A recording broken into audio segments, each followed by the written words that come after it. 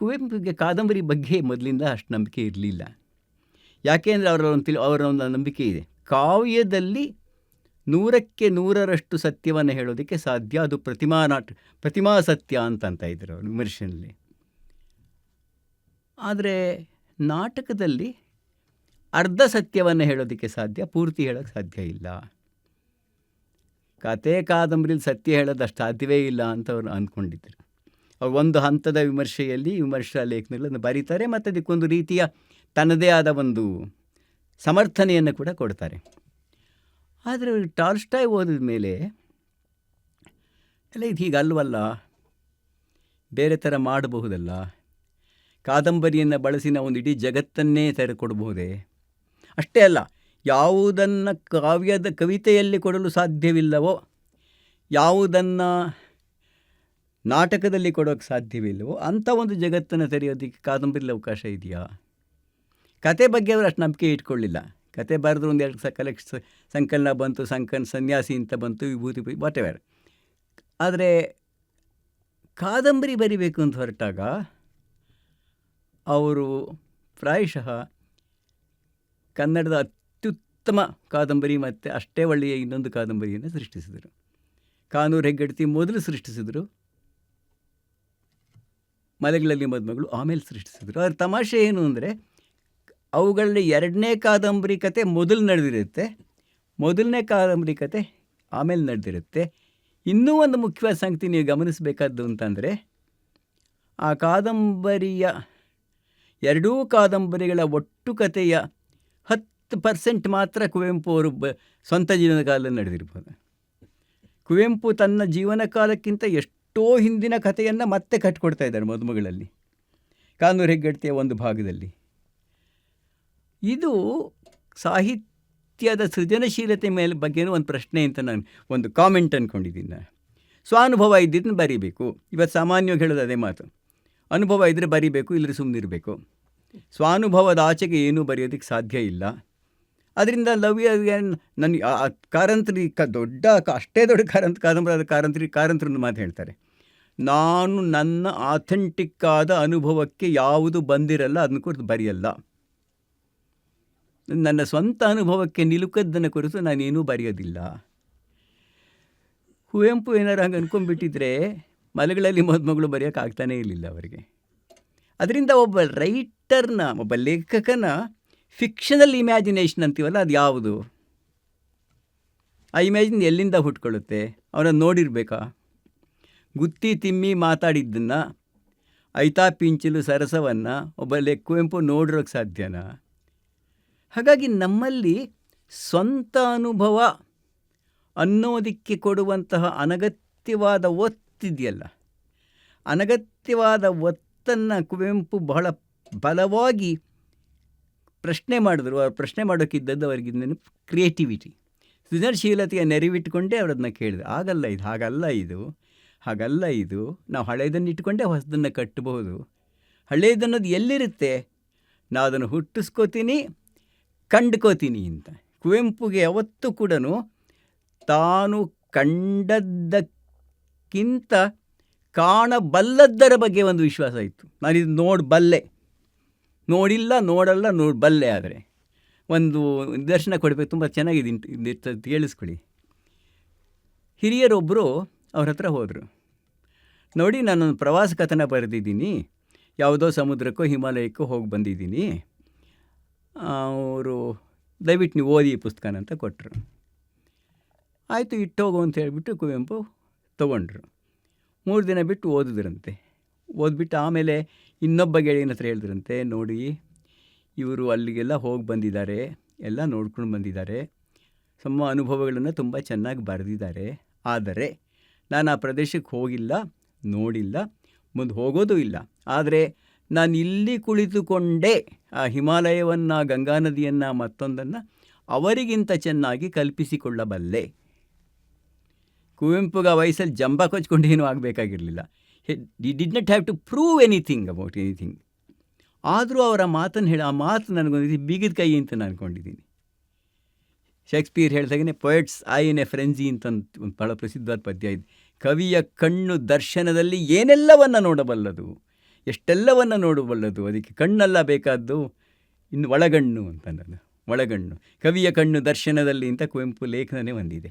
ಇರಲಿ. ಹೀಗೆ ಕುವೆಂಪು ಕಳೆದ ಕಾಲವನ್ನು ಕಟ್ಟಿದರು, ಬರುವ ಕಾಲವನ್ನು ಕನಸಿದರು, ಇರುವ ಕಾಲವನ್ನು ಕಟ್ಟಿ ಹೇಳಿದರು. ಈ ಮೂರು ಆಗುತ್ತೆ ನೋಡಿ. ಒಬ್ಬ ಕವಿಯಾದವನು ಭೂತ ಭವಿಷ್ಯತ್ ವರ್ತಮಾನಗಳ ನಡುವೆ ಲಾಳಿ ಆಡಬಲ್ಲ. ಆ ಕಡೆ ಈ ಕಡೆ, ಈ ಕಡೆ ಆ ಕಡೆ ಹೋಗಬಲ್ಲಲ್ಲ. ಇದು ಒಂದು ದೊಡ್ಡ ಶಕ್ತಿ. ಅವರ ಕಾದಂಬರಿ ಯಾಕೆ ಮುಖ್ಯ ಅಂತಂದರೆ, ಅವರು ಏನನ್ನು ಹೇಳಿದರೋ ಅಷ್ಟೇ ಮುಖ್ಯ, ಯಾವುದರ ಸಾಧ್ಯತೆಗಳನ್ನು ಕನಸಿದರೋ ಅದನ್ನು.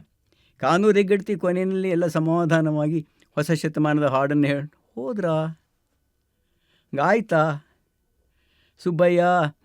ಸುಬ್ಬಮ್ಮ ಹೋದ್ರಲ್ಲ, ಸೀತೆ, ಹೂವಯ್ಯ ಎಲ್ಲರೂ ಹಾಗೇ ಇದ್ದ. ಕೊನೆಗೆ ಇದ್ರಾ ಇಲ್ವಾ ಅನ್ನೋದಲ್ಲ ಪ್ರಶ್ನೆ, ಇರಬಹುದಾದ ಒಂದು ಸಾಧ್ಯತೆಯನ್ನು ಕುವೆಂಪು ಕಟ್ಕೊಟ್ರು ಅಂತ ಅನ್ನೋದು. ಮದುಮಗಳಲ್ಲಿ ಅದನ್ನು ಇನ್ನೊಂದು ರೀತಿ ಕಟ್ಕೊಟ್ರು ಅಂತ ಅನ್ನೋದು. ಗುತ್ತಿ ಅಲ್ಲಿ ಒಂದು ಪ್ರಶ್ನೆ ಕೇಳ್ಕೋಬೇಕು ನಾವು. ಗುತ್ತಿ, ತಿಮ್ಮಿ, ಐತ, ಪಿಂಚಲು ಇರುವಷ್ಟು ಸ್ವತಂತ್ರವಾಗಿ, ಬಿಡುವಾಗಿ, ಸ್ವಚ್ಛಂದವಾಗಿ ಇರೋದಕ್ಕೆ ಮುಂದಿನ ಪೀಳಿಗೆಯ ಗೀತಗಾರರಿಗೆ ಯಾಕಾಗಲಿಲ್ಲ? ಬಾಡ್ಗಳು ಸೋಮ, ಹಳೆಪೈಕ ತಿಮ್ಮ ಇವರೆಲ್ಲ ಚಂದ್ರೇಗೌಡರಿಗೆ ನಡುಗ್ತಾ ಇರ್ತಾರೆ. ಈ ನಡುಗ್ತಾ ಇದ್ದ ಹಿಂದಿನ ಜನ್ರೇಷನ್ ಸ್ವಲ್ಪ ಸ್ವತಂತ್ರವಾಗಿರ್ತಾರಲ್ಲ. ಸ್ವತಂತ್ರವಾಗಿದ್ದಾರೆ ಅಂದರೆ ಅವಾಗೇನು ಚಾಟಿ ಹೊಡೆಯಪ್ಪ ಇರಲಿಲ್ಲ ಅಂತಲ್ಲ, ಅದು ಕುವೆಂಪುಗೆ ಯಾವತ್ತೂ ಗೊತ್ತಿದ್ದಿದ್ದೆ. ಹಾಗಾಗಿ ನಾನು ಅನೇಕ ಸಲ ಕೇಳ್ತಿರ್ತೀನಿ, ಅನ್ಕೋತಾ ಇರ್ತೀನಿ, ಕುವೆಂಪು ಅವರ ಈ ಎರಡು ಕಾದಂಬರಿ ನಡುವೆ ಹೋಲಿಕೆ ಏನು ಅಂತ ಹೇಳೋದಕ್ಕಿಂತ ವ್ಯತ್ಯಾಸ ಏನು ಅಂತ ಕಂಡ್ಕೋಬೇಕಾಗ್ತದೆ. ಕುವೆಂಪು ಸುಮಾರು ಒಂದು 30 ವರ್ಷಗಳ ಅವಧಿನಲ್ಲಿ ಹೇಗೆ ಬೆಳೆದರು? ಯಾಕೆ ಅವರಿಗೆ ಕಾನೂರು ಹೆಗ್ಗಡ್ತಿಯನ್ನು ಬರೆದ ಮೇಲೆ ಮದುಮಗಳನ್ನು ಅದಕ್ಕಿಂತ ಭಿನ್ನವಾಗಿ ಯಾಕೆ ಬೆಳಿಬೇಕು ಅನ್ನಿಸ್ತು? ಈ ಪ್ರಶ್ನೆ ನನಗೂ ಮುಖ್ಯ, ನಿಮಗೂ ಮುಖ್ಯ. ಕುವೆಂಪು ಅವರ ಬೆಳವಣಿಗೆ ದೃಷ್ಟಿಯಿಂದ ಅಷ್ಟೇ, ನಮ್ಮ ತಿಳುವಳಿಕೆ ದೃಷ್ಟಿಯಿಂದ ಕೂಡ ಅಷ್ಟೇ. ನನಗನ್ನಿಸುತ್ತೆ ಕುವೆಂಪು ನೈತಿಕತೆಯ ಪರಿಕಲ್ಪನೆಯನ್ನೇ ಈ ಎರಡು ಕಾದಂಬರಿಗಳ ನಡುವೆ ಬದಲಾವಣೆ ಮಾಡೋಕ್ಕೆ ಪ್ರಯತ್ನ ಪಡ್ತಿದ್ದಾರೆ ಅಂತ. ಒಂದು ಸಮಾಜ ಯಾವುದನ್ನು ಸರಿ ಅಂತ ಒಪ್ಕೊಳ್ಳುತ್ತೆ, ಯಾಕೆ ಸರಿ ಅಂತ ಒಪ್ಕೊಳ್ಳುತ್ತೆ, ಸರಿ ಅನಿಸಿದ್ರಲ್ಲಿ ಯಾವುದು ಸರಿ ಯಾಕೆ, ಯಾವುದಲ್ಲ ಯಾಕೆ. ಒಂದು ಚಿಕ್ಕ ವಿಷಯ ತಗೊಳ್ಳೋದಾದರೆ, ಕಾನೂರು ಹೆಗ್ಗಡ್ತಿಯಲ್ಲಿ ಸುಬ್ಬಮ್ಮನ ಬಗ್ಗೆ ಎಷ್ಟೇ ಸಹಾನುಭೂತಿ ಇದ್ದರೂ ಕೂಡ ಅವರಿಗೆ ಅವಳು ಮಾಡುತ್ತಿರುವುದು ಸರಿ ಅಂತ ಹೇಳಲ್ಲ ಅವರು. ಒಂದು ಚಿಕ್ಕ ವ್ಯತ್ಯಾಸ ಇದೆ ನೋಡಿ. ಅವಳ ವರ್ತನೆ ಸರಿ ಅಂತ ಅನ್ನುವುದಕ್ಕೂ ಅಯ್ಯೋ ಪಾಪ ಹಂಗೆ ಆಗಬಾರ್ದಾಗಿತ್ತು ಮಾಡಿದ್ಲು ಅರ್ಥ ಮಾಡ್ಕೋಬೋದು ಅನ್ನೋಕ್ಕೂ ಒಂದು ಚಿಕ್ಕ ವ್ಯತ್ಯಾಸ ಇದೆ. ಆದರೆ ಈ ಕಟ್ಟುಪಾಡು ಅವರಿಗೆ ಮದುಮಗಳು ಬರೆಯೋ ವೇಳೆಗಾಗಲೇ ಸ್ವಲ್ಪ ಬಿಡುಗಡೆಯಾಗಿದ್ದಾರೆ. ಅವ್ರು ಹೇಳ್ತಾರೆ, ಐತ, ಪಿಂಚಲು, ಬೇರೆ ಬೇರೆ ಬೇರೆ ಪಾತ್ರಗಳು ತರ್ತಾರಲ್ಲ, ಕಾವೇರಿ ಇತ್ಯಾದಿ ಇತ್ಯಾದಿ ಎಲ್ಲ, ಅವರ ಮನಸ್ಸಲ್ಲಿರುವ ಭಾವನೆಗಳನ್ನು ನಿರ್ಮಲವಾಗಿ, ಮುಕ್ತವಾಗಿ, ಅದು ತಪ್ಪಲ್ಲ ಅನ್ನೋ ಹಾಗೆ ಹೇಳುವಂಥ ಒಂದು ಬದಲಾವಣೆಯನ್ನು ಕುವೆಂಪು ಕಂಡುಕೊಂಡಿದ್ದಾರೆ ಅಂತ ಕಾಣುತ್ತೆ. ಈ ಎರಡು ನಿಲ್ದಾಣಗಳಿದೆಯಲ್ಲ, ಒಂದು ಕಾನೂರು ಹೆಗ್ಗಡ್ತಿ ನಿಲ್ದಾಣ, ಇನ್ನೊಂದು ಮದುಮಗಳು ನಿಲ್ದಾಣ. ಇವೆರಡರ ನಡುವೆ ಏನಾಯಿತು ಅಂತ ದಯವಿಟ್ಟು ಯೋಚನೆ ಮಾಡಿ. ಅವೆರಡರ ನಡುವೆ ರಾಮಾಯಣ ದರ್ಶನ ಮಹಾಕಾವ್ಯ ಬಂತು, ಶ್ರೀರಾಮಾಯಣ ದರ್ಶನ ಮಹಾಕಾವ್ಯ ಬಂತು. ಈ ಶ್ರೀರಾಮಾಯಣ ಮಹಾದರ್ಶಕ ಕಾವ್ಯ ಇದೆಯಲ್ಲ, ಅದು ಈ ಎರಡು ಕಾದಂಬರಿಗಳ ನಡುವಿನ ಈ ಬದಲಾವಣೆಯಲ್ಲಿ ಯಾವ ಪಾತ್ರ ವಹಿಸ್ತು? ರಾಮಾಯಣ ದರ್ಶನಂ ಕುವೆಂಪು ಅವರಿಗೆ ಕೊಟ್ಟಂತಹ ತಿಳುವಳಿಕೆ ಯಾವ ಥರದ್ದು? ಅವರಿಗೆ ನೋಡಿ, ನಾನು ಏನು ಹೇಳ್ತೀನಿ ಇನ್ನೊಂದ್ಸಲ ಕೇಳಿಸ್ಕೊಳ್ಳಿ. ನಾನು ಏನು ಹೇಳ್ತಿದ್ದೆ, ಅವರೇ ಬರೆದ ಪುಸ್ತಕ ಅವ್ರಿಗೇನು ತಿಳುವಳಿಕೆ ಕೊಡ್ತು ಅಂತ. ಇದೇನು ಸರ್ ವಿಚಿತ್ರ, ಅವ್ರ ತಿಳುವಳಿಕೆ ಅಲ್ಲಿ ಬಂದಿರುತ್ತಲ್ವ? ಅಲ್ಲ. ಕುವೆಂಪು ಹೇಳಿದ್ದೇನು ಅವಾಗಲೇ ಹೇಳಿದೆ ನಾನು ನಿಮಗೆ. ಶ್ರೀ ಕುವೆಂಪು ಸೃಷ್ಟಿಸಿದಿರಿ ರಾಮಾಯಣ ದರ್ಶನ. ಈ ರಾಮಾಯಣ ದರ್ಶನ ಕುವೆಂಪುನೇ ಹುಟ್ಟಿಸಿದೆ ಅಂತಾರವರು. ಅಂದರೆ ರಾಮಾಯಣ ದರ್ಶನವನ್ನು ಬರೆಯೋದಕ್ಕೆ ಮುಂಚಿನ ಕುವೆಂಪುಗೂ ಬರೆದ ನಂತರದ ಕುವೆಂಪುಗೂ ಏನೋ ವ್ಯತ್ಯಾಸ ಇದೆ. ಕುವೆಂಪು ಬದಲಾಗಿದ್ದಾನೆ. ಕುವೆಂಪು ಯಾಕೆ ಬದಲಾಗಿದ್ದಾನೆ? ಅವನ ಬರವಣಿಗೆನೇ ಅವನ ಬದಲಾವಣೆ ಮಾಡಿದೆ. ಈ ತಿಳುವಳಿಕೆ ಒಬ್ಬ ಸೃಜನಶೀಲ ಲೇಖಕನಲ್ಲಿ, ಒಬ್ಬ ಸಾಹಿತಿಯಲ್ಲಿ ಖಂಡಿತ ಇರಬೇಕಾದ. ಮಹಾಭಾರತವನ್ನು ಬರೆದವನು ಮಹಾಭಾರತ ನನ್ನನ್ನು ಬರೆಯಿತು ಅಂತ ಹೇಳೋದಕ್ಕೆ ಕುಮಾರವ್ಯಾಸ ಹೇಳಿದ್ದು ಒಂದು ರೀತಿ ಅದೇನೆ. ವೀರನಾರಾಯಣನ ಕವಿ ಕುಮಾರವ್ಯಾಸ, ಲಿಪಿಕಾರ ಕುಮಾರವ್ಯಾಸ. ಅಂದರೆ ವೀರನಾರಾಯಣ ಕವಿಯಿಂದ ಎಲ್ಲಿಂದ ಬಂದುಬಿಟ್ಟು ಒದ್ದೆ ಬಟ್ಟೆಯಲ್ಲಿ ಬರೆದಾಗ್ತಿದ್ದ ಅನ್ನೋದಲ್ಲ, ದಟ್ಸ್ ಎ ಮಿತ್. ಆದರೆ ಕುವೆಂಪು ಅದನ್ನು ಕಂಡುಕೊಂಡ ರೀತಿಯ something above me is writing this work. Above ಅಂದ್ರೇನು? ವಿತಿನ್ ಮೀ ಅಂತ ಅನ್ಕೋಬೋದು, ಸಬ್ ಕಾನ್ಷಿಯಸ್ ಮೈಂಡ್ ಅಂತ ಅನ್ಕೋಬೋದು. ಮನಃಶಾಸ್ತ್ರ ದೃಷ್ಟಿಯಿಂದನೂ ಇದು ನಿಜವೇ, ಧರ್ಮದ ದೃಷ್ಟಿಯಿಂದ ನಿಜವೇ ಬಿಡಿ, ಐ ಆಮ್ ನಾಟ್ ಇಂಟ್ರೆಸ್ಟೆಡ್. ಹೀಗೆ ಈ ವ್ಯತ್ಯಾಸ ಅಂದಲ್ಲ ನಾನು, ಇದು ಬಹಳ ಮುಖ್ಯವಾದ ಪ್ರಶ್ನೆ ಸಾಹಿತ್ಯದ ಓದಲ್ಲಿ, ಅದು ಒಟ್ಟೊಟ್ಟಿಗೆ ಓದೋದ್ರಲ್ಲಿ. ದೇವನೂರು ಮಹಾದೇವರ ಕುಸುಮಬಾಲೆ ಒಡಲಾಳ ಎರಡೂ ಒಂದೇ ಅಂದ್ಬಿಡೋದು ಸುಲಭ, ಹೋಲಿಕೆ ಇದನ್ನು ಸುಲಭ. ಅದು ಒಡಲಾಳಕ್ಕೂ ಕುಸುಮಬಾಲೆಗೂ ಏನು ವ್ಯತ್ಯಾಸ ಇದೆ ಅಂತ ಕಂಡುಕೊಂಡು ಉತ್ತರಗಳನ್ನು ಹುಡುಕೋದಿದೆಯಲ್ಲ, ಅದು ಬೇರೊಂದು ರೀತಿಯ ಪ್ರಕ್ರಿಯೆ ಅಂತ ಕಾಣುತ್ತೆ. ಇರಲಿ, ಸಾಮಾನ್ಯವಾಗಿ ಮೊದಲಿಂದನೂ ನಮ್ಮಲ್ಲೊಂದು ಮಾತಿದೆ, ತಿಳಿಕಿದನು ಫಣಿರಾಯ ರಾಮಾಯಣದ ಕವಿಗಳ ಭಾರದಲ್ಲಿ. ಎಷ್ಟೊಂದು ಜನ ರಾಮಾಯಣ ಬರೆದ್ಬಿಟ್ಟಿಯಾರಪ್ಪ ನಮ್ಮ ದೇಶದಲ್ಲಿ, ನಮ್ಮ ಭಾಷೆಯಲ್ಲಿ. ಅಂದರೆ ಅದ್ರ ಭಾರ ತಡೆಯೋಕ್ಕಾಗದೆ ಭೂಮಿ ಹೊತ್ತಿರೋ ಆದಿಶೇಷ ಗಡ ಗಡ ಗಡ ನಡುಗ್ತಾ ಇದ್ದಾನಂತೆ. ಹಾಗಿರಬೇಕಾದ್ರೆ 20ನೇ ಶತಮಾನದಲ್ಲಿ ಕುವೆಂಪು ಯಾಕೆ ಮತ್ತೆ ಬರೆದ್ರು?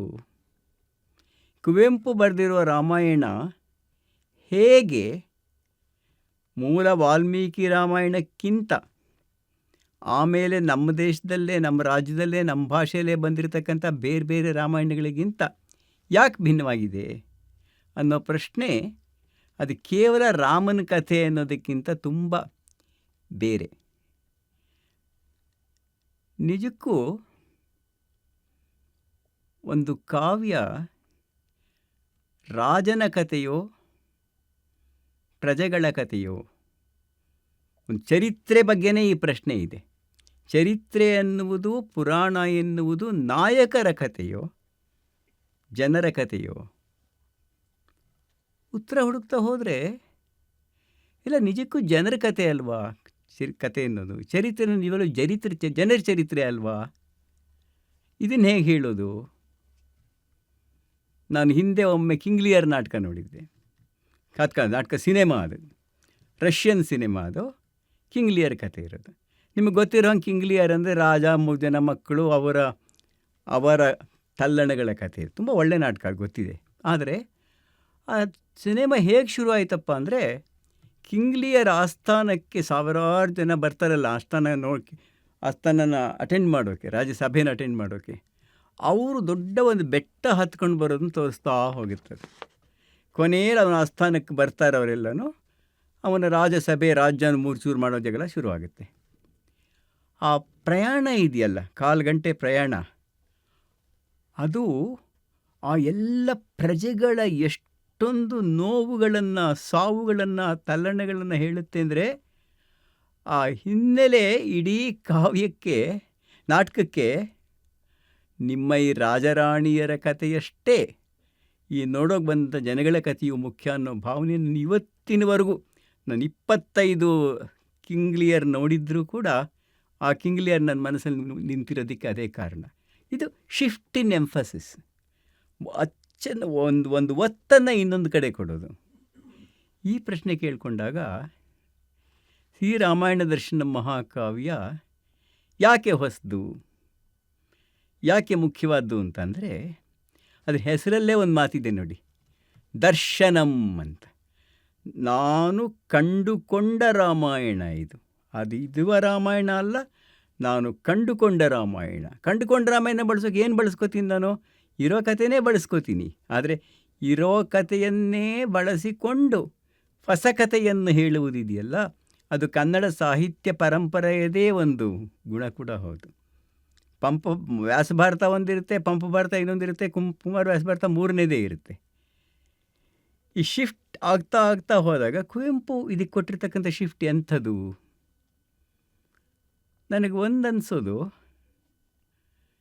ಇದು ನಾಡು ಕಾಡುಗಳ ಕಥೆಯಲ್ಲಿ ನಾಡಿಗೆ ಒತ್ತು ಕೊಡುತ್ತೋ ಕಾಡಿಗೆ ಒತ್ತು ಕೊಡುತ್ತೋ ಯೋಚನೆ ಮಾಡಿ. ಮೊದಲಿಂದ ಬಂದ ರಾಮಾಯಣಗಳಲ್ಲಿ ನಾಡಿಗೆ ಬಂದಿರತಕ್ಕಂಥ ಅವತಾರ ಪುರುಷ, ಅವತಾರ ಪುರುಷ ಅವ್ರನ್ನೆಲ್ಲ ಉದ್ಧಾರ ಮಾಡೋದು, ಅಹಲ್ಯ ಆದರೂ ಸರಿ, ಶಬರಿ ಆದರೂ ಸರಿ, ಯಾರಾದರೂ ಸರಿ ಉದ್ಧಾರ ಮಾಡ್ತಾ ಹೋಗೋದು. ಈ ಅವತಾರ ಪುರುಷನ ಬರುವಿಕೆ ಮತ್ತು ಆ ಉದ್ಧಾರಗಳ ಕಥೆ ಇದೆಯಲ್ಲ, ಕುವೆಂಪು ಏನು ಮಾಡ್ತಾರೆ,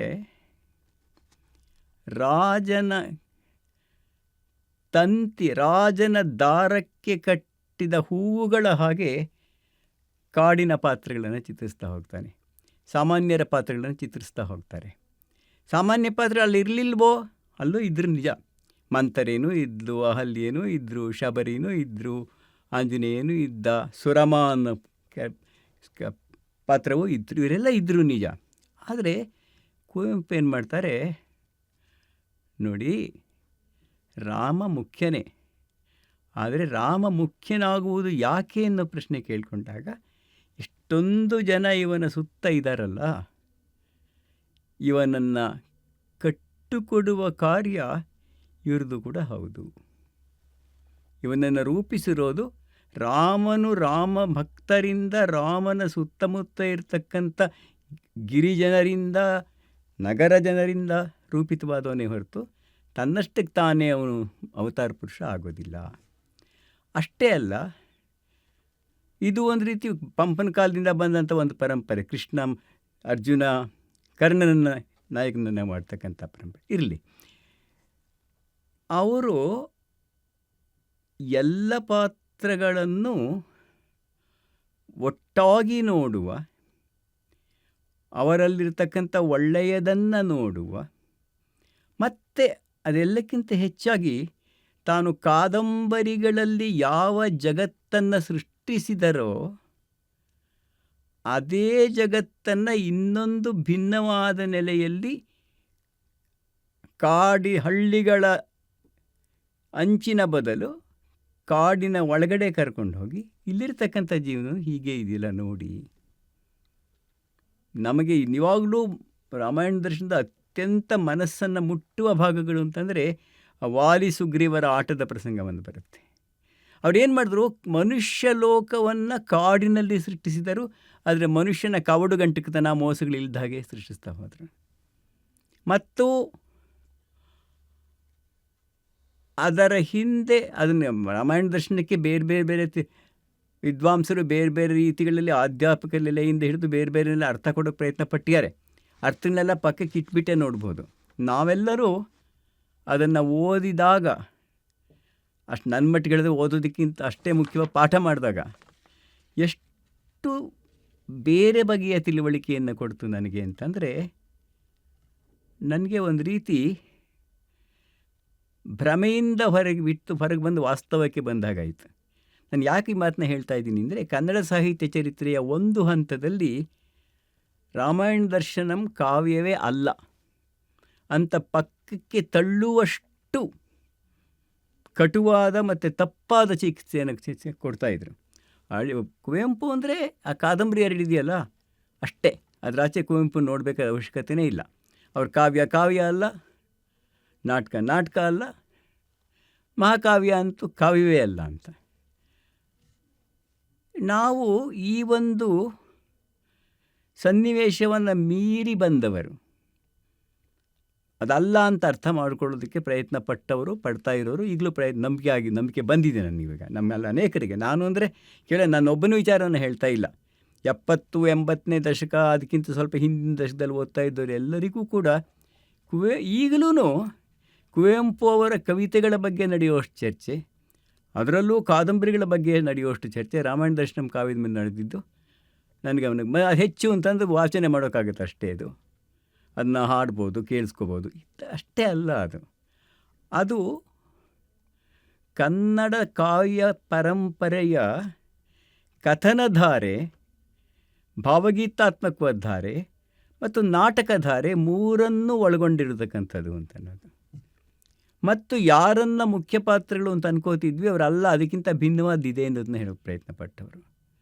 ಮತ್ತು ಆ ಪಾತ್ರಗಳ ಅಂತರಂಗದ ತಲ್ಲಣಗಳಿದೆಯಲ್ಲ, ಅಹಲ್ಯೆ ಇರ್ಬೋದು, ಕುಂಭಕರ್ಣ ಇರ್ಬೋದು, ವಿಭೀಷಣ ಇರ್ಬೋದು, ಇವರೆಲ್ಲ ಲೆಕ್ಕದಲ್ಲಿ ಇವರೆಲ್ಲ ರಾಕ್ಷಸ ಪಾತ್ರಗಳು ಅಂತ. ಆದರೆ ಈ ಎಲ್ಲ ಪಾತ್ರಗಳಲ್ಲೂ ಹಲ್ಲೆ ಇರ್ಬೋದು. ಆಗ್ತಾಯಿದ್ದು ಏನಾಗ್ತಿರುತ್ತೆ, ಹೇಗೆ ಯೋಚನೆ ಮಾಡ್ತಿರ್ತಾರೆ ಅನ್ನೋ ಪ್ರಶ್ನೆ ಕೇಳಿಕೊಂಡು ಆ ಮೂಲಕ ಮನುಷ್ಯ ಸ್ವಭಾವದ ಒಂದು ಆಲಯವನ್ನವರು ಸೃಷ್ಟಿ ಮಾಡ್ತಾರೆ. ಹಾಗೆಯೇ ಪ್ರಕೃತಿ ವಿವರಗಳ ಮೂಲಕ ನಿರಂತರವಾದ ಕಾಡಿನಲ್ಲಿ ಒಂದು ಕಾವ್ಯ ನಡೆಯೋ ಹಾಗೆ ಮಾಡ್ತಾರೆ. ಹಳತಾದ ಮೌಲ್ಯಗಳಿಗೆ ಹೊಸತಾದ ಶಕ್ತಿಯನ್ನು ಕೊಡ್ತಾರೆ. ಇಲ್ದಿದ್ರೆ ಆಗಲೇ ಹೇಳಿದ್ನಲ್ಲ, ಪಾಪಿಗುಮ್ಮುದ್ಧಾರಮಹುದೇವ್ ಅನ್ನೋದು, ಆ ಮಾತನ್ನ ಇಟ್ಕೊಂಡು ನೋಡಿದ್ರೆ, ಹಾಗಲ್ಲದೆ ಇದ್ದಿದ್ರೆ, ಅಂದ್ಕೊಳ್ಳದೆ ಇದ್ದಿದ್ರೆ ಮಂಥರೆಯನ್ನು ಕಂಡುಕೊಳ್ಳೋಕ್ಕಾಗ್ತಾ ಇತ್ತಾ? ಈವನ್ ರಾವಣನಂಥ ರಾವಣನನ್ನು ಕಂಡುಕೊಳ್ಳೋಕೆ ಸಾಧ್ಯ ಆಗ್ತಿತ್ತಾ? ಹೀಗೆ ಶ್ರೀರಾಮಾಯಣ ಮಹಾದರ್ಶನಂ ಪ್ರಶಸ್ತಿಗಳನ್ನು ಪಡೆದಷ್ಟು ಓದನ್ನು ಪಡೆಯಲಿಲ್ಲ ಅನ್ನೋದು ನಮ್ಮ ಕಾಲದ ದುರಂತಗಳಲ್ಲಿ ಒಂದು ಅಂತ ನಾನು ಅಂದ್ಕೊಂಡಿದ್ದೇನೆ. ಇದು ಏನು ಮಾಡೋದು? ಏನಾದರೂ ಮಾಡೋಕ್ಕೆ ಸಾಧ್ಯವೋ? ನಾವು ಎಷ್ಟೇ ಹೇಳಿದ್ರೂ ಒಂದನ್ನು ಬಿಟ್ಟು ಇನ್ನೊಂದನ್ನು ಓದೋ ಹಾಗೆ ಜನ ಮಾಡೋಕ್ಕಾಗಲ್ವಾ?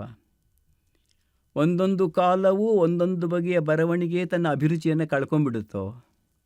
ನಾನು ಕೇವಲ ಕುವೆಂಪು ಬಗ್ಗೆ ಇದೊಂದು ಪುಸ್ತಕದ ಬಗ್ಗೆ ಹೇಳ್ತಿಲ್ಲ, ನಿಮ್ಗೆ ಗೊತ್ತಾಗ್ತಿರುತ್ತೆ. ಒಟ್ಟು ಸಾಹಿತ್ಯದಲ್ಲಿ ನಮ್ಮ ಮನಸ್ಸು ತೊಡಗಿಕೊಳ್ಳುವ ವಿಧಾನಗಳು ಮತ್ತು ಬಗೆಗಳ ಬಗ್ಗೆ ಕೂಡ ನಾನು ಮಾತಾಡ್ತಾ ಇದ್ದೀನಿ. ಕೆಲವೆಲ್ಲ ಕೇವಲ ಬೀರುಗಳಲ್ಲಿರೋ ಪುಸ್ತಕಗಳಾಗೋದು ಯಾತಕ್ಕಾಗುತ್ತೆ? ನಾವು ಕ್ಲಾಸಿಕ್ಸ್ ಅಂತೀವಿ, ಕ್ಲಾಸಿಕ್ ಬಿಟ್ಬಿಟ್ಟು ಚೀಪ್ ಥ್ರಿಲ್ಲರ್ಸ್ನ ಓದ್ತಾ ಇರ್ತೀವಲ್ಲ, ಯಾಕೆ? ಒಂದು ಸಮುದಾಯ ನೋಡಿ, ಯೋಚನೆ ಮಾಡೋದು, 500 ವರ್ಷ ಹಿಂದೆ, ಬೇಡ 300 ವರ್ಷ ಹಿಂದೆ ಜನ ಏನು ಓದ್ತಿದ್ರು ಅನ್ನೋ ಪ್ರಶ್ನೆ ಕೇಳ್ಕೊಳ್ಳಿ. ಅವರು ಪೇಪರ್ ಓದ್ತಿರಲಿಲ್ಲ, ಅಥವಾ ನಿಮ್ಮ ಪಾಪ್ಯುಲರ್ ಮ್ಯಾಗಝೀನ್ಸ್ ಓದ್ತಾ ಇರಲಿಲ್ಲ, ಟೆಲಿವಿಷನ್ ಕೇಳ್ತಾ ಇರಲಿಲ್ಲ, ರೇಡಿಯೋ ಕೇಳ್ತಾ ಇರಲಿಲ್ಲ. ಅವ್ರು ಕೇಳಿಸ್ಕೊಳ್ಳೋಕೆ ಅವಕಾಶ ಇರ್ತಾ ಇದ್ದದ್ದು ಪಂಪ ಇರ್ಬೋದು, ಆದಿಪುರಾಣ ಇರ್ಬೋದು, ಭರತೈಶ್ವವಿಭವ ಇರ್ಬೋದು, ಪ್ರಭುಲಿಂಗಲೀಲೆ ಇರ್ಬೋದು, ವಚನಗಳಿರ್ಬೋದು, ತತ್ವಪದ ಇರಬಹುದು, ಹಾಗೇನೇ ಈ ಕಡೆ ಬಂದರೆ ಅಂಥದ್ದೇ ಬೇರೆ ಬೇರೆ ಕಾವ್ಯಗಳಿರ್ಬೋದು. ಇವುಗಳು ಅವರ ಅಭಿರುಚಿಯನ್ನು ರೂಪಿಸ್ತಾ ಇದ್ದ ರೀತಿಗೂ ಈಗ ನಾವು ಕೊಡ್ತಾ ಇರತಕ್ಕಂಥ ಮಾರ್ಕೆಟ್ ಮೆಟೀರಿಯಲ್, ಇದು ಜನಗಳಿಗೆ ಕೊಡ್ತಕ್ಕಂಥ ಅಭಿರುಚಿಗೂ ಏನು ವ್ಯತ್ಯಾಸ ಇದೆ? ಏನು ಸಂಬಂಧ ಇದೆ? ಏನು ವ್ಯತ್ಯಾಸ ಇದೆ? ತತ್ವಪದ ಕೇಳ್ತಾಯಿದ್ರು, ಮಂಟೆಸ್ವಾಮಿ ಕಾವ್ಯ ಕೇಳ್ತಾಯಿದ್ರು, ಮನೆ ಮುಂದೆ ಓದೋ, ಅದು ಇನ್ನೂ ಒಂದು ಗಮನಿಸಿ, ನಿಮ್ಗೆ ಗೊತ್ತಿರುತ್ತದು, ಓದೋಕ್ಕೆ ಬರೋರಿಗೆ ಬರದೇ ಇರೋರಿಗೆ ಇಬ್ಬರಿಗೂ ಸಾಹಿತ್ಯ ತಲುಪಬಹುದಾದ ಒಂದು ವ್ಯವಸ್ಥೆಯನ್ನು ನಾವು ರೂಪಿಸ್ಕೊಂಡಿದ್ವಿ. ಯಾವುದೋ ಒಂದೇ ಜಾತಿಯವರಿಗೆ ಅಗ್ರಹಾರಗಳಲ್ಲಿ ಮಾತ್ರ, ಅದಕ್ಕಿಂತ ಭಿನ್ನವಾದಂತಹ ಎಲ್ಲರಿಗೂ ಸಿಗುವಂತಹ ಒಂದು ಬೇರೆ ಬೇರೆ ರೀತಿಯ ಬರವಣಿಗೆಯ ಮೊತ್ತ ಒಂದು ಇತ್ತಲ್ಲ, ಹಾಸ್ಯ ಪ್ರಜ್ಞೆ ಇರುವಂಥದ್ದು, ಎಲ್ಲ ಥರದ್ದೂ ಕೂಡ. ನಮ್ಗೆ ಇವಾಗಲೂ ಕೂಡ ನೀವು ಹಳ್ಳಿಗಳ ಕಡೆ ಕೇಳಿಸ್ಕೊಂಡವ್ರಿಗೆ ಮಂಟೆಸ್ವಾಮಿ ಕಾವ್ಯನೋ, ಮಲೆ ಮಹದೇಶ್ವರ ಕಾವ್ಯನೋ, ನಂಜುಂಡನ ಕಾವ್ಯನೋ, ಜಿಂಜಪ್ಪನ ಕಾವ್ಯನೋ ಕೇಳಿದವ್ರಿಗೆ ಒಂದು ವಾಕ್ಯದಲ್ಲಿ ಹೇಳಬೇಕು ಅಂದರೆ, ಒಂದು ಕಾಲ ಅವಿದ್ಯಾವಂತರಾದ ಸುಸಂಸ್ಕೃತರನ್ನು ನಿರ್ಮಿಸ್ತಾ ಇತ್ತು, ಇನ್ನೊಂದು ಕಾಲ ವಿದ್ಯಾವಂತರಾದ ಅಸಂಸ್ಕೃತರನ್ನು ನಿರ್ಮಿಸ್ತಾ ಇದೆಯಾ? ನಾವು ನೋಡುವ ಮೊಬೈಲ್ಗಳು ನಮಗೇನು ಹೇಳುತ್ತೆ? ನಾವು ಒಂದನ್ನು ಎದುರುಗಡೆ ಕೂತಿರೋ ಯಾರ ಬಗ್ಗೆನೋ ಹೇಳ್ತಾ ಇರೋಲ್ಲ, ನನ್ನ ಬಗ್ಗೆ ನಾನೇ ಹೇಳ್ಕೊತಿರ್ತೀನಿ. ನಾನು ಯಾವುದನ್ನು ಓದ್ತಾ ಇದ್ದೆ, ಯಾವುದನ್ನು ಓದ್ತಾ ಇದ್ದೀನಿ ಇವಾಗ ಅನ್ನೋ ಪ್ರಶ್ನೆ ಕೇಳಿಕೊಂಡ್ರೆ, ಮನೆಯಲ್ಲಿ ಕೂತ್ಕೊಂಡು 8 ಗಂಟೆ ಪುಸ್ತಕ ಓದ್ತಿದ್ದ ಕಾಲ ಒಂದಿತ್ತು. ಆಮೇಲೆ ಕಂಪ್ಯೂಟ್ರ್ ಸುತ್ತಮುತ್ತ ನೋಡಿಕೊಂಡು ಬ್ರೌಸ್ ಮಾಡ್ತಾಯಿದ್ದ ಕಾಲ ಬಂದಿತ್ತು. ಕಂಪ್ಯೂಟ್ರ್ ಮುಟ್ಟೋಕೆ ಹೋಗದೆ ಮೊಬೈಲ್ ಹಿಡ್ಕೊಂಡು ಓಡಾಡ್ತಿರೋ ಕಾಲ ಇದೆ. ಇದು ಅಭಿರುಚಿಗಳ ಪತನವೋ ಅಭಿರುಚಿಗಳ ನಿರ್ಮಾಣವೋ ಅನ್ನೋ ಪ್ರಶ್ನೆ ಕೇಳಿಕೊಂಡಾಗ ತಪ್ಪು ಯಾರದು? ಇದು ಪಂಪ ಭಾರತದ್ದೂ ಅಲ್ಲ, ಶ್ರೀ ರಾಮಾಯಣ ದರ್ಶನ ಮಹಾಕಾವ್ಯದ್ದೂ ಅಲ್ಲ. ತಪ್ಪು ಎಲ್ಲಿದೆ?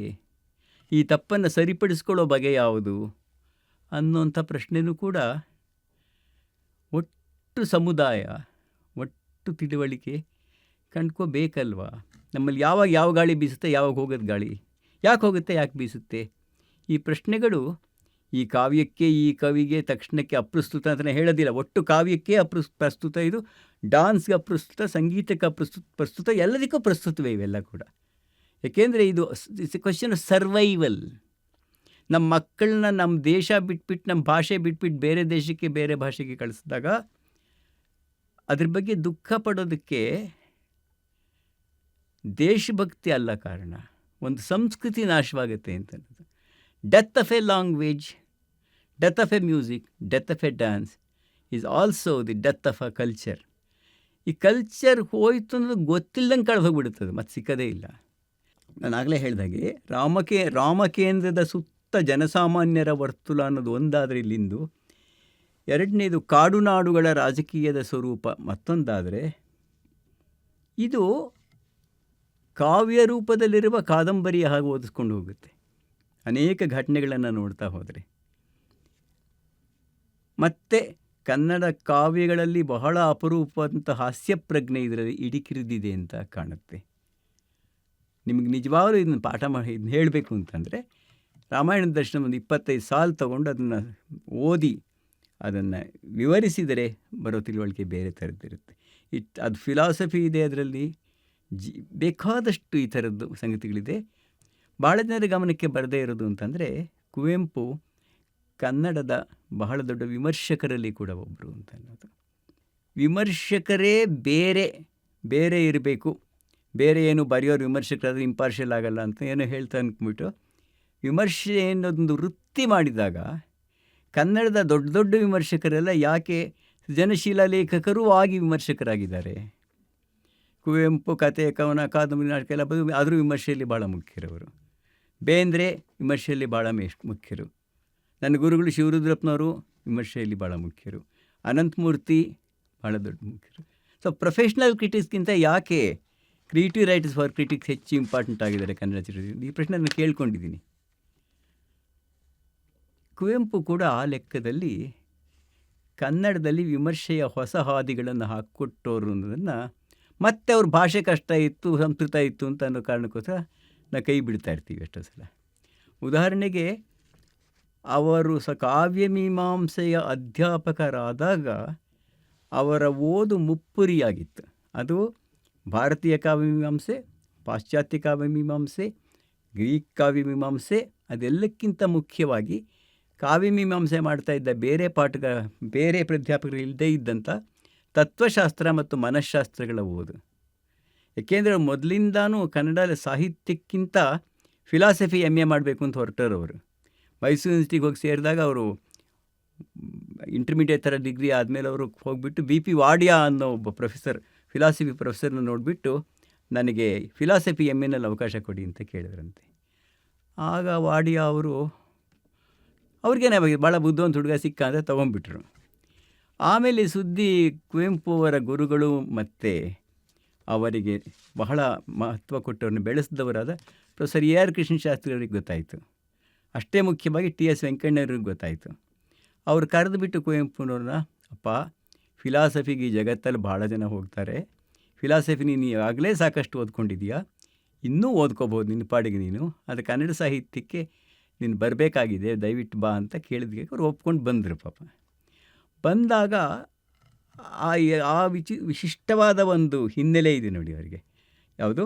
ಫಿಲಾಸಫಿ, ಸೈಕಾಲಜಿ, ಮತ್ತು ಅವರು ವಾಸ ಮಾಡ್ತಾ ಇದ್ದಂಥ ಶ್ರೀ ರಾಮಕೃಷ್ಣ ಆಶ್ರಮದಲ್ಲಿ ಅವರು ಪಡೆದಂತಹ ಒಂದು ತಾತ್ವಿಕವಾದ ಬೇರೆ ಥರದ ತಿಳುವಳಿಕೆ ಮತ್ತು ಬದುಕಿನ ದಾರಿಯ ಪರಿಕಲ್ಪನೆ, ಇದೆಲ್ಲ ಸೇರಿಕೊಂಡು ಅವರ ವಿಮರ್ಶೆ ಮತ್ತು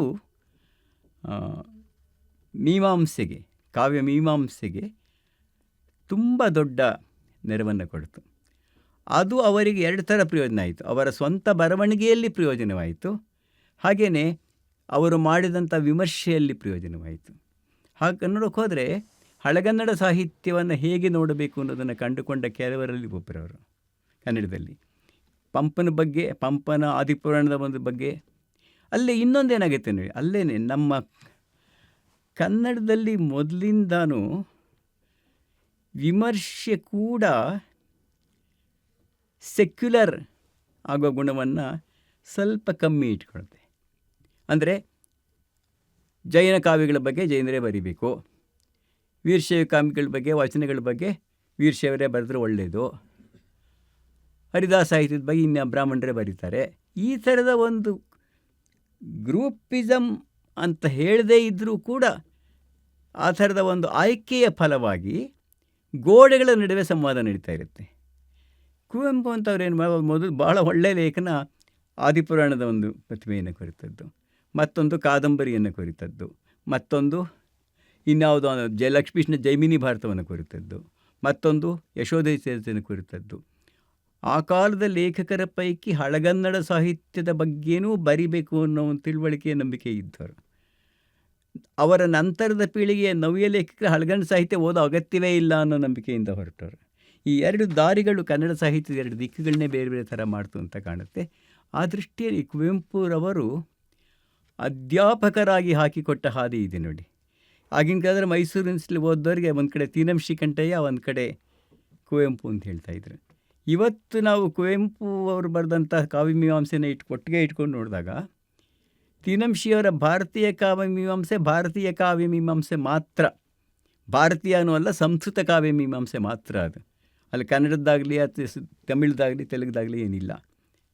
ಆದರೆ ಕುವೆಂಪುರವರ ಕಾವ್ಯಮೀಮಾಂಸೆ ಒಂದು ರೀತಿಯಲ್ಲಿ ವಿಶ್ವದ ಕಾವ್ಯಮೀಮಾಂಸೆ.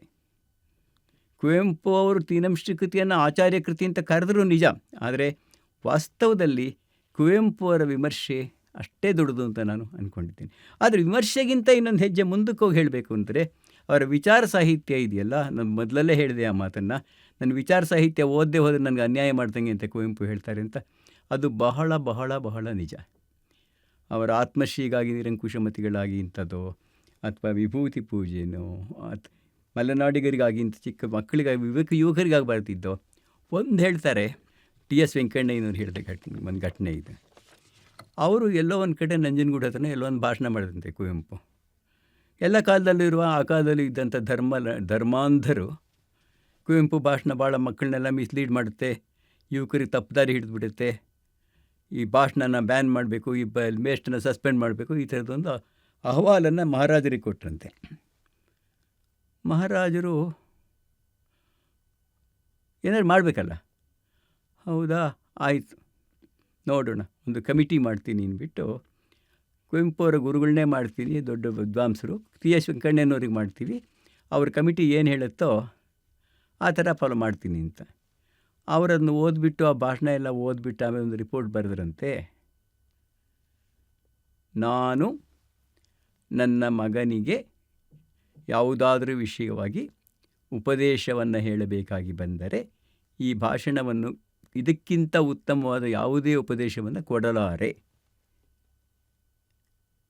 ದಯವಿಟ್ಟು ಹೇಳ್ತೇನೆ, ಈ ಕುವೆಂಪುರವರ ಕೊಟ್ಟ ಈ ಉಪದೇಶ ಕೇವಲ ಆ ಭಾಷಣ ಮಾತ್ರ ಅಲ್ಲ, ಆ ಬರವಣಿಗೆ, ಬೇರೆ ಎಲ್ಲ ಬರವಣಿಗೆ ಮತ್ತು ಆ ಬರವಣಿಗೆಯ ಮೂಲಕ ನಾವು ಓದಬಹುದಾದ, ತಿಳಿಯಬಹುದಾದ, ನಮ್ಮೊಳಗಡೆ ಮಥನಿಸಿಕೊಂಡು ಹೊಸದಾಗಿ ಕಟ್ಟಿಕೊಳ್ಳಬೇಕಾದ ನಮ್ಮ ಕಾಲದ 21ನೇ ಶತಮಾನದ ಅಗತ್ಯ ಬಂದರೆ ಸ್ವಲ್ಪ ಮಟ್ಟಿಗೆ ಅಲ್ಲಲ್ಲಿ ಬದಲಾಯಿಸಿಕೊಳ್ಳಬಹುದಾದ ಬಹುದೊಡ್ಡ ಸಾಹಿತ್ಯವನ್ನು, ಕನ್ನಡ ಸಾಹಿತ್ಯದ ಚರಿತ್ರೆಯಲ್ಲೇ, ನಾನು 20ನೇ ಶತಮಾನ ಅಂತಲೂ ಹೇಳ್ತಾ ಇಲ್ಲ, ಯಾರೋ ಒಬ್ಬ ಕವಿ, ಇನ್ನಾರೊಬ್ಬ ಸಮಾಜ ಸುಧಾರಕ, ಮತ್ತೊಬ್ಬರು ನಿಜವಾಗಲೂ ದೊಡ್ಡವರೇ, ಆದರೆ ಅವರೆಲ್ಲರಿಗಿಂತ ದೊಡ್ಡ ಸಾಹಿತಿ ಅನ್ನೋ ಪ್ರಶ್ನೆ ಕೇಳಿಕೊಂಡ್ರೆ 2000 ವರ್ಷಗಳ ಚರಿತ್ರೆಯಲ್ಲಿ ಇನ್ನೊಂದು ಹೆಸರನ್ನು ಹೇಳೋದಕ್ಕೆ ನನಗೆ ಸಾಧ್ಯ ಇಲ್ಲ.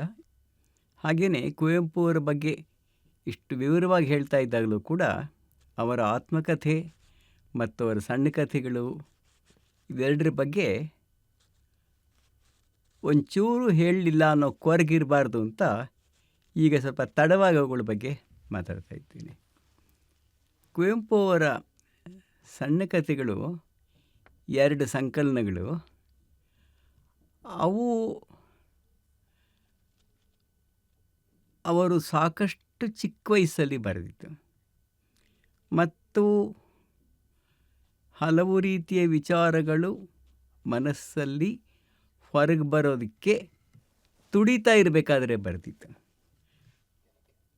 ಎಲ್ಲನೂ ಬರಬೇಕು ಅಂತ ಅನ್ನಿಸ್ತಾ ಒಂದೊಂದು ಕಥೆಯಲ್ಲಿ ಒಂದೊಂದೊಂದು ಬರುತ್ತೆ, ಅವುಗಳ ನಡುವೆ ಆ ರೀತಿಯ ನಿಕಟವಾದ ಸಂಬಂಧ ಇರೋದಿಲ್ಲ. ಅದೇನೇ ಕುವೆಂಪು ಬರೆದ ಇನ್ನೊಂದು ಪುಸ್ತಕ ಮಲೆನಾಡಿನ ಚಿತ್ರಗಳು ಅಂತ ಇದೆಯಲ್ಲ, ಅದನ್ನು ನೋಡಿದಾಗ ಮಲೆನಾಡಿನ ಚಿತ್ರಗಳ ಹೆಸರೇನೆ ಅಲ್ಲಿ ಬರುವ ಎಲ್ಲ ಲೇಖನಗಳ ಹಿಂದೆ ಒಂದು ಸೂತ್ರವನ್ನು ಕಟ್ಟಿಕೊಡುತ್ತೆ. ಆ ಸೂತ್ರ ಮಲೆನಾಡಿನ ಜೀವನದ ಅಪರಿಚಿತವಾದ ಆಯಾಮವನ್ನು ಕೊಡ್ತಾ ಇರುತ್ತೆ. ಅಪರಿಚಿತ 2 ಕಾರಣಗಳಿಂದ. ಒಂದು ಅಬ್ರಾಹ್ಮಣ, ಇನ್ನೊಂದು ಅವನ್ನೆಲ್ಲ ಏನು ಬರೆಯೋದು ಅನ್ನೋ ಒಂದು ಅವಜ್ಞತೆ ಮತ್ತು ನಿರ್ಲಕ್ಷ್ಯದಿಂದ ಆಗಿತ್ತು. ಒಬ್ಬ ಅಜ್ಜ ಸ್ನಾನ ಮಾಡೋದನ್ನು, ಅಭ್ಯಂಜನ ಮಾಡೋದನ್ನು ಒಂದು ಲೇಖನ ಬರೀಬೇಕು ಅಂತ ಅನಿಸೋದಿದೆಯಲ್ಲ, ಅಥವಾ ರಾಮರಾವಣರ ಯುದ್ಧ ಅಂತ ಚಿಕ್ಕ ಹುಡುಗರು ಜಗಳ ಆಡೋದನ್ನು ಬರೆಯೋ ಲೇಖನ ಇದೆಯಲ್ಲ, ಅದು ಯಾಕೆ ಕತೆ ಬರೀಬೇಕು, ಯಾಕೆ ಎಸ್ಸೆ ಬರೀಬೇಕು ಅಂತ ಅನಿಸುತ್ತೆ ಅನೇಕರಿಗೆ. ಕತೆ ಬರೆಯೋಕ್ಕೆ ಸಾಧ್ಯವೇ ಇಲ್ಲ ಅಂತ ಅನ್ನಿಸ್ತಾ ಇರುತ್ತೆ. ಕುವೆಂಪು ಈ ಪ್ರಬಂಧಗಳ ದಾರಿಯನ್ನು ಅದಕ್ಕೆ ಬಳಸ್ಕೊಂಡ್ರು. ಈ ಪ್ರಬಂಧಗಳಲ್ಲಿ ಏನಾಗುತ್ತೆ ಅಂದರೆ, ಅಲ್ಲಿವರೆಗೆ ತುಂಬ ಸಜ್ಜನವಾದ ವಿಚಾರಪರವಾದ ಪ್ರಬಂಧಗಳು ಬರಿತಾ ಇದ್ದವು. ಪ್ರಬಂಧಗಳ ಚರಿತ್ರೆನೇ ಇಂಗ್ಲೀಷ್ನಲ್ಲಿ ಆಗಿರೋದು, ಅದು ಮೂಲಭೂತವಾಗಿ ಇಂಗ್ಲೀಷ್ನ ಒಂದು ಪ್ರಕಾರ. ಕುವೆಂಪು ಏನು ಮಾಡಿದ್ರು, ಈ ಪ್ರಬಂಧಗಳೊಳಗೆ ಆಲೋಚನೆಗಳ ಜೊತೆಯಲ್ಲಿ ಜೀವನವನ್ನು ತುಂಬೋದು ಹೇಗೆ, ಕಥನ ಪ್ರಬಂಧ ಅಂತ ಒಂದು ಪ್ರಕಾರ ಕರಿಬೋದಾದರೆ ಕುವೆಂಪು ಅದನ್ನು ಕಂಡುಕೊಂಡ್ರು ಅಂತ ನಾನು ಅಂದ್ಕೊಂಡಿದ್ದೇನೆ. ಈಗ ರಾಮರಾವಣರ ಯುದ್ಧ ಒಂದು ಮಧ್ಯಾಹ್ನ, ಭಾನುವಾರನೋ ಯಾವತ್ತೋ ಒಂದು ದಿನ ಚಿಕ್ಕ ಹುಡುಗರೆಲ್ಲ ಸೇರಿ ಆಟ ಆಡಬೇಕು ಅಂತ ಹೊರಡ್ತಾರೆ. ಆಟ ಆಡಬೇಕು, ರಾಮರಾವಣ ಯುದ್ಧ ಮಾಡಬೇಕು ಅಂತ ಡಿಸೈಡ್ ಮಾಡ್ತಾರೆ. ಶೂರ್ಪಣಖಿ ಮಾಡೋಕ್ಕೆ ಯಾರೂ ರೆಡಿ ಇಲ್ಲ, ಸೀತೆ ಮಾಡೋಕ್ಕೆ ಎಲ್ಲರೂ ರೆಡಿ. ಈ ಥರದ ಅಪರೂಪದ ಅತ್ಯದ್ಭುತವಾದ ಹಾಸ್ಯ ಪ್ರಜ್ಞೆಯೊಂದಿಗೆ ಆ ಎಸ್ಸೆ ಹೇಗೆ ಬೆಳೀತಾ ಹೋಗುತ್ತೆ ಅಂತಂದರೆ, ಕೊನೆಗೆ ಇವತ್ತಿಗೆ ಕನ್ನಡದ ಅತ್ಯುತ್ತಮ ಪ್ರಬಂಧಗಳಲ್ಲಿ ಒಂದು ರಾಮರಾವಣರ ಯುದ್ಧ. ರಾಮ ಬಿದ್ದ, ರಾವಣ ಗೆದ್ದ, ಇದು ರಾಮರಾವಣರ ಯುದ್ಧ ಅಂತ ಬರೀತಾ ಹೋಗ್ತಾರೆ. ಇಲ್ಲೇ ಹೇಳೋದಾದರೆ, ಕುವೆಂಪು ಮಕ್ಕಳ ಮನಸ್ಸಿನ ಲೋಕವನ್ನು ಕಂಡುಕೊಂಡ ಬಗೆ ಇದೆಯಲ್ಲ, ಅದು ಬಹಳ ಅಪರೂಪದ್ದು. ಅಲ್ಲಾಗಲೇ ಹೇಳಿದೆ ನಾನು, ಟ್ಯಾಗೋರ್ ಶೇಡ್ ಒಂದಿದೆ ಅವ್ರ ಮೇಲೆ ಅಂತ ಅನ್ನೋದು, ಮಕ್ಕಳನ್ನ ಅರ್ಥ ಮಾಡ್ಕೊಳ್ಳೋದ್ರಲ್ಲಿ. ಅದು ಅಷ್ಟೇ ಅಲ್ಲ, ಮಕ್ಕಳನ್ನು ಕಾನೂರು ಹೆಗ್ಗಡತಿ ಅಂತ ಕಾದಂಬರಿ ಒಳಗಡೆ ಇಟ್ಟಾಗ ಹೇಗೆ ಆಸ್ತಿ ಹಿಸ್ಸೆ ಆದರೆ ಆ ಹುಡುಗನ ಮುಟ್ಟು ಕೈಲಿ ಅಂತ ಕರೀತಾರೆ ವಾಸುವನನ್ನು. ಅವನು ಇಡೀ ಒಟ್ಟು ಸನ್ನಿವೇಶದ ಮನಃಶಾಸ್ತ್ರೀಯವಾದ ಮಾನಸಿಕ ಪರಿಣಾಮವನ್ನು ಹೆಂಗಾಗುತ್ತೆ, ತಲೆ ತಿರುಗಿ ಬಿದ್ದೋಗ್ಬಿಡ್ತಾನೆ ಅವನು. ಇನ್ನೊಬ್ಬ ಹುಡುಗ ತೆಂಗಿನಕಾಯಿ ಮುಟ್ಟೋಕೆ ಅಂತ ಹೋಗಿಬಿಟ್ಟು ಕಳ್ತನ ಮಾಡಿ ಹಿಡಿಯೋದಕ್ಕೆ ಮಾಟ ತೆಂಗಿನಕಾಯಿ ಮುಟ್ಟಿಸ್ತಾ ಇದ್ರಲ್ಲ ಅವಾಗ, ಆ ಹುಡುಗನ ಮುಟ್ಟಿಸ್ಬಿಟ್ಟು ಅವನು ಕಕ್ಕಬಿಕ್ಕಿಗೆ ಅವನು ಬಿದ್ದು ಹೋಗ್ತಾನೆ. ಅಂದರೆ ದೊಡ್ಡವರ ಲೋಕದಲ್ಲಿ ಮಕ್ಕಳ ಲೋಕ ಯಾವುದು ಅನ್ನೋದನ್ನು ಕಂಡುಕೊಳ್ಳೋ ಕುವೆಂಪುಗೆ ಸಾಧ್ಯ ಆಗ್ತಾಯಿತ್ತು. ಹಾಗೆಯೇ ಜಮೀನ್ದಾರ ಲೋಕದಲ್ಲಿ ಜೀತಗಾರರ ಲೋಕ ಯಾವುದು ಅಂತ ಒಂದು ಚಿತ್ರಿಸ್ತಾರೆ ಅವರು. ಭಾಳ ಅದ್ಭುತವಾದದ್ದು. ಹೇಳ್ತಾ ಹೋದರೆ ಹೇಳ್ತಾನೆ ಇರ್ಬೋದು. ಕೆಳಕಾನೂರು ಅಣ್ಣೇಗೌಡನ ಪ್ರಸಂಗ ಒಂದು ಬರುತ್ತೆ, ನನಗೆ ಇವತ್ತು ಕೂಡ ಮನಸ್ಸನ್ನು ಅಲ್ಲಾಡಿಸಿರ್ತಕ್ಕಂಥದ್ದು. ಜೀತದವನ್ನ ಮನೆ ಬಿಟ್ಟು ಓಡಿಸೋವಂಥ ಒಂದು ಪ್ರಸಂಗ ಅದು. ಹೀಗೆ ಕುವೆಂಪು ಅವರ ಪ್ರಬಂಧಗಳ ಹಾಗೆಯೇ ಕಾದಂಬರಿಗಳಲ್ಲಿ ಒಂದು ರೀತಿಯ ಈಶ್ವರನು ನಕ್ಕಿರಬೇಕು ಅಂತ ಒಂದು ಕತೆ ಇದೆ, ಲಿಂಗಬಂಧ ಅಂತ ಒಂದು ಕತೆ ಇದೆ, ಹಾಗೆಯೇ ಯಾರೂ ಅರಿಯದ ವೀರ ಅಂತ ಒಂದು ಕತೆ ಇದೆ. ಇವೆಲ್ಲ ಕೂಡ ಅದು ಒಂದು ಕುವೆಂಪು ಅವ್ರದ್ದು. ಹಾಗೆಯೇ ಈ ಪ್ರತಿಯೊಂದು ಕತೆ ಕೂಡ ಆಗಿನ ಕಾಲದ ವಾತಾವರಣದಲ್ಲೇ ಇದ್ದಂತಹ ಸಮಾಜ ಸುಧಾರಣೆಯ ಒಂದು ಆಯಾಮವನ್ನು ಇಟ್ಕೊಂಡು ಬೆಳೀತಾ ಹೋಗುತ್ತೆ. ಕುವೆಂಪುಗೆ ಬಹಳ ಬೇಗ ಗೊತ್ತಾಯಿತು ಅಂತ ಕಾಣುತ್ತೆ, ಈ ಸಣ್ಣ ಕತೆ ನನಗೆ ಹಿಡಿಸುವ ಪ್ರಕಾರ ಅಲ್ಲ ಅಂತ. ಇದು ಇನ್ನೂ ಒಂದು 10 ಕಥಾ ಸಂಕಲನ ಬರೆಯೋಕೆ ಅವ್ರಿಗೆ ಆಗದೇ ಇರ್ತಿರಲಿಲ್ಲ. ಬಹುಬೇಗ ಅವರು ಸಣ್ಣ ಕಥೆಗಳ ಕಿರುಕೊಳವನ್ನು ಬಿಟ್ಟು ಕಾದಂಬರಿಗಳ ಸಮುದ್ರಕ್ಕೆ ಹೊರಟು ಹೋದರು. ಹಾಗೆಯೇ ಅವರ ಆತ್ಮಕತೆ, ಎಲ್ಲ ಆತ್ಮಕಥೆಗಳ ನಿಜವಾದ ಮಾನದಂಡವನ್ನು ಒಂದು ಹಿಡಿಯೋದಾದರೆ ಅದು ಅವರ ಪ್ರಾಮಾಣಿಕತೆಯ ಪ್ರತಿಬಿಂಬ ಅಂತ.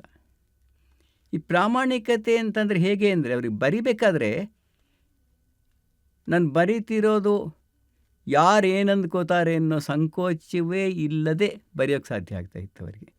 ಅದು ಒಳ್ಳೇದಿರಲಿ, ಒಳ್ಳೇದಲ್ಲ ಅಂತ ಎಲ್ಲರೂ ಹೇಳ್ತಾ ಇರೋದಿರಲಿ, ಜನ ನಂಬೋಕ್ಕಾಗದೇ ಇರೋವಂಥದ್ದಿರಲಿ, ಏನು ಹೇಳಿದ್ರು ಕೂಡ ಅವ್ರಿಗೆ ನೋಡಿ, ಅವ್ರಿಗೆ ತನಗೆ ಎಲ್ಲ ತಿಳಿದಿದೆ, ಚೆನ್ನಾಗಿ ತಿಳಿದಿದೆ ಅಂತ ದೊಡ್ಡ ಪ್ರತಿಭಾವಂತ ಅನ್ನೋದು ಕುವೆಂಪುರವರಿಗೆ ಮೊದಲ ದಿನದಿಂದನೇ, ಮೊದಲ ಕ್ಷಣದಿಂದನೇ ಗೊತ್ತಿದ್ದ ಸಂಗತಿ ಅದು. ನನ್ನ ಸುತ್ತಮುತ್ತ ಇರೋ ಅನೇಕರಿಂದ ನಾನು ಕಲಿಯುವಂಥದ್ದು ಏನೂ ಇಲ್ಲ ಅಂತಲೇ ಅಂದ್ಕೊಂಡೆ. ಅವ್ರು ಕಲಿತ್ರೆ ಪುಸ್ತಕಗಳಿಂದ ಕಲಿತಾ ಇದ್ರೆ ಹೊರತು, my days are past among the dead ಅಂತ ಹೇಳ್ತಾನಲ್ಲ ಸದಿ ಅನ್ನೋ ಕವಿ, ಹಾಗೆ ಅವರು ಹಂಗೆ ಕಲ್ತಿದ್ದು ಹೆಚ್ಚಾಗಿ. ಅವ್ರು ಯಾವ ಸಂಘ ಮಾಡಿಕೊಂಡ್ರು ಅವರು ಈ ಟೇಕ್ಸ್ ದ ಲೀಡ್. ಅಥವಾ ಆ ಸಂತೆಪೇಟೆ ರೂಮಲ್ಲಿದ್ದಾಗಿನ ಒಂದು ತನಗೆ ತುಂಬ ಮನಸ್ಸಿಗೆ ಸಂಕೋಚ, ಒಂದು ರೀತಿಯ ಆತ್ಮನಿಂದಿಗೆ ಕಾರಣ ಕೊಡ್ತಕ್ಕಂಥ ಹಾಗೇ ಬರೀತಾರೆ. ತಾಯಿ ಸತ್ತಾಗಿ ಇಸ್ಪೇಟಾಡ್ತಿದ್ದೆ ಅಂತ ಬರೀಬೇಕಾದ್ರೆ ಒಂಚೂರು ಹಿಂಜರಿಯೋದಿಲ್ಲ. ಆಗ ತಾಯಿ ಸತ್ತಾಗ ನಾನು ಹಂಗೆ ಮಾಡಿಬಿಟ್ಟೆ ಅಂತ ತಿಳ್ಕೊಂಡು ಆಮೇಲೆ ಹೀಗೆಲ್ಲ ಮಾಡಿದೆ ನಾನು ಅಂತ ಪಶ್ಚಾತ್ತಾಪ ಪಡ್ತಾರೆ. ಹಾಗಾಗಿ ಅಥವಾ ಯಾವುದೋ ದೊಡ್ಡಬಳ್ಳಾಪುರದ ಹತ್ರ ಯಾವುದೋ ಮನೆಗೆ ಹೋದಾಗ ಅಲ್ಲಿ ಕೊಳೆಯಾಗಿತ್ತು, ಅದ್ರ ಬಗ್ಗೆನೂ ಬರೀತಾರೆ. ಅನ್ನಿಸಿದ ಹಾಗೆ ಹೇಳುವ ಕನ್ನಡದ ಕೆಲವು ಆತ್ಮಕಥೆಗಳಲ್ಲಿ ನಿಸ್ಸಂದೇಹವಾಗಿ ನೆನಪಿನ ದೋಣಿಯಲ್ಲಿ ಒಂದು ಅಂತ ನಾನು ಅಂದ್ಕೊಂಡಿದ್ದೇನೆ. ನೆನಪಿನ ದೋಣಿದ ಇನ್ನೊಂದು ವಿಶಿಷ್ಟತೆ ಏನು ಅಂದರೆ, ಕುವೆಂಪುರವರು ಕನ್ನಡವನ್ನು ಬೇರೆ ಬೇರೆ ಕಡೆ ಬಳಸಿರೋ ರೀತಿಗೂ, ಅಂದರೆ ಸೃಜನಶೀಲ ಬರಹಗಳಲ್ಲಿ ಬಳಸಿರೋ ರೀತಿಗೂ, ಈ ಪುಸ್ತಕದಲ್ಲಿ ಬಳಸಿರೋ ರೀತಿಗೂ ವ್ಯತ್ಯಾಸ ಇದೆ. ಹಾಗೆಯೇ ಇಲ್ಲಿ ಅವರು ಪತ್ರ, ವರದಿ, ಬೇರೆಯವರ ಮಾತು, ತನ್ನದೇ ಮಾತು, ತನ್ನ ಆಗಿನ ಮಾತು, ತನ್ನ ಈಗಿನ ಮಾತು ಎಲ್ಲವನ್ನು ಒಟ್ಟಿಗೆ ಸೇರಿಸೋದ್ರ ಮೂಲಕ ಒಂದು ಕೊಲಾಜ್ ಕ್ರಿಯೇಟ್ ಮಾಡ್ತಾರೆ. ಪೇಂಟಿಂಗ್ ಪರಿಭಾಷೆಯಲ್ಲಿ ಹೇಳಿದೆ, ಈ ಕೊಲಾಜ್ ಏಕಮುಖವಾದ 50 ವರ್ಷಗಳ ಹಿಂದೆ ಈಗ ಕುಳಿತು ಬರೆದಂಥ ಆತ್ಮಕಥೆಗಿಂತ ತುಂಬ ಭಿನ್ನವಾಗಿದೆ ಅಂತ ನನ್ನ ನಂಬಿಕೆ. ಅದರಿಂದನೇ ಸ್ವಲ್ಪ ಒಂದರ ಒಂದು ಲಕ್ಷಣ ಅಥವಾ ಒಂದು ಮಿತಿ ಎನಿಸಿದ್ರೆ ಅದು ತುಂಬ ಚಿಕ್ಕ ವಯಸ್ಸಿಗೆ ಮುಗಿದೋಗುತ್ತೆ ಅಂತ ಅನ್ನೋದು. ಅವ್ರು ಮೇಸ್ಟ್ರಿ ಕೆಲಸಕ್ಕೆ ಸೇರಿಕೊಂಡು ಪೇಪರ್ ವ್ಯಾಲ್ಯೂಯೇಷನ್ ಶುರು ಮಾಡಿದೆ ಅಂತ ಹೇಳೋದಕ್ಕೆ ಒಂದು ವಾಲ್ಯೂಮ್ ಮುಗಿದೋಗುತ್ತೆ, ದೊಡ್ಡ ವಾಲ್ಯೂಮ್ ಅದು. ಇನ್ನೊಂದು ನೆನಪಿನ ದೋಣಿಯಲ್ಲಿ 2ನೇ ಭಾಗ, ಅದು ಕೇವಲ 2 ಘಟನೆಗಳು ಸುತ್ತಾ ಇರುತ್ತೆ. ಅವರ ಮದುವೆ ಮತ್ತು ಫ್ಲೈಯಿಂಗ್ ಸಾಸಸ್ ಸುತ್ತಾ ಇರುತ್ತೆ. ಪ್ರಾಯಶಃ ತನ್ನ ಅಪೇಕ್ಷೆಗೆ ತಕ್ಕ ಹಾಗೆ ಕುವೆಂಪುರವರು ಮುಗಿಸಲಾಗದೆ ಹೋದ ಬರಹಗಳಲ್ಲಿ ನೆನಪಿನ ದೋಣಿಯಲ್ಲಿ ಕೂಡ ಒಂದಿರಬೇಕು. ಏಕೆಂದರೆ ಪ್ರಾಯಶಃ ಅವರು ಒಂದು ಮಾತನ್ನ ಹೇಳಿದರು ನನಗೆ, ಅದು ಅದರಿಂದ ಇಲ್ಲಿ ಮುಗಿಸೋಕೆ ಇಷ್ಟಪಡ್ತೀನಿ ನಾನು. ಅವ್ರು ಹೇಳ್ತಾರೆ, ಶ್ರೀಮತಿ ಹೇಮಾವತಿಯವರು ಹೋದ ನಂತರ ನನ್ನ ಕಾರಯತ್ರಿ ಪ್ರತಿಭೆ ಹೊರಟು ಹೋಯಿತು ಅಂತ. ನನ್ನ ಬರೆಯುವ ಶಕ್ತಿ ರಸಯತ್ರಿ ಪ್ರತಿಭೆ ಇದೆ, ಕಲ್ಪಿಸ್ಕೊಳ್ಳೋಕ್ಕಾಗುತ್ತೆ, ಆದರೆ ಬರೆಯೋಕ್ಕಾಗ್ತಾ ಇಲ್ಲ. ಹಾಗಂದುಕೊಂಡಾಗ ಅವರ 3ನೇ ಕಾದಂಬರಿಯಾದ ಕಾಲೋಸ್ಮಿ ಅನ್ನೋದನ್ನು ಬರೆದಿದ್ದರೆ ಪ್ರಾಯಶಃ ಅದು ಕನ್ನಡದ ಇನ್ನೊಂದು ತವನಿಧಿ ಆಗ್ತಾಯಿತ್ತು ಅಂತ ಕಾಣುತ್ತೆ. ನನ್ನ ಮನಸ್ಸಲ್ಲಿ ಕಟ್ಟಿರುವ ಕುವೆಂಪು ಅವರ ಕೊನೆಯ ಚಿತ್ರವನ್ನು ಇಲ್ಲಿ ಎದುರುಗಡೆ ಹೇಳ್ಕೋಬೇಕು ಅಂತ ಅನ್ನಿಸ್ತಾ ಇದೆ. ಅದು ಎಷ್ಟು ಟಚಿಂಗ್ ಆದ ಹೃದಯ ವಿದ್ರಾವಕ ದೃಶ್ಯ ಅಂದರೆ, ಕೊನೆ ಬಾರಿ ನಾವು ಅವ್ರನ್ನ ನೋಡೋದಕ್ಕಿಂತ ಮೈಸೂರು ಮನೆಗೆ ಹೋದಾಗ ಯಾವುದೋ ಪುಸ್ತಕಕ್ಕೆ ಹಸ್ತಾಕ್ಷರ ಹಾಕಿಸ್ಕೊಳ್ಬೇಕು. ಅವ್ರು ಕುವೆಂಪು ಅಂತ 3 ಅಕ್ಷರ ಬರೆಯಬೇಕಾಗಿತ್ತು. ಬರಿಬೇಕಾದಾಗ ಬರೆಯೋದು ಬಹಳ ಕಷ್ಟ ಆಗ್ತಿತ್ತು. ಅವಾಗ ಅವರ ಮಗಳು ತಾರಿಣಿಯವರು ಕೈ ಹಿಡಿದು 3 ಅಕ್ಷರ ಕುವೆಂಪು ಅಂತ ಬರೆಸೋದ್ರಲ್ಲಿ ನನಗೆ ಅದು ಘಟನೆ ನಾನಿರೋವರೆಗೂ ಮರೆಯಲಾರದ ಘಟನೆ. ಇಡೀ ಕರ್ನಾಟಕಕ್ಕೆ ಎಲ್ಲ ಕಾಲದ ಕರ್ನಾಟಕಕ್ಕೆ ಬರವಣಿಗೆಯನ್ನು, ಬದುಕನ್ನು, ತಿಳುವಳಿಕೆಯನ್ನು ಕೊಟ್ಟ ವ್ಯಕ್ತಿ ಅವರಿಗೆ ಕನ್ನಡವನ್ನು ಕೈ ಹಿಡಿದು ಬರೆಸ್ಬೇಕಾಯ್ತಲ್ಲ ಅಂತ ಅನ್ನೋದು. ಇಂಥ ಘಟನೆಗಳೇ ನಮ್ಮನ್ನು ಹೀಗೆ ಅಲ್ಲಾಡಿಸ್ಬಿಡುತ್ತಲ್ಲ ಜೀವನದ ಬಗ್ಗೆ, ತಿಳುವಳಿಕೆ ಬಗ್ಗೆ. ಅದು ನನ್ನ ಕಾಡಿರುವ ಘಟನೆ. ಅದನ್ನ ಇಂದು ನಿಮ್ಮೊಂದಿಗೆ ಹಂಚ್ಕೋಬೇಕು ಅಂತ ನನಗೆ ಇಷ್ಟ ಆಗ್ತಾಯಿದೆ. ಅದನ್ನು ಹೇಳಿದೆ ನಾನು. The frailty of man and the permanence of one's achievement ಎರಡೂ ಉಳಿಯುತ್ತೆ. ಕುಪ್ಪಳಿಯ ಪುಟ್ಟ ಮಗುವಾದವನು ವಿಶ್ವಮಾನವನಾಗಿ ವಿಶ್ವ ಸಂದೇಶವನ್ನು ನೀಡಿ ಬೆಳೆದರಲ್ಲ, ಬದುಕಿದರಲ್ಲ, ಅವರು ಬದುಕಿದ ಬದುಕು ಮತ್ತು ಕಲಿಸಿದ ಪಾಠ ಕರ್ನಾಟಕದ ಜನಮನದಲ್ಲಿ ಯಾವಾಗಲೂ ಉಳಿಯೋದು ಈ ನಾಡಿನ ಆರೋಗ್ಯಕ್ಕೆ ಕಾರಣ ಆಗುತ್ತೆ ಅಂತ ನನ್ನ ತಿಳುವಳಿಕೆ.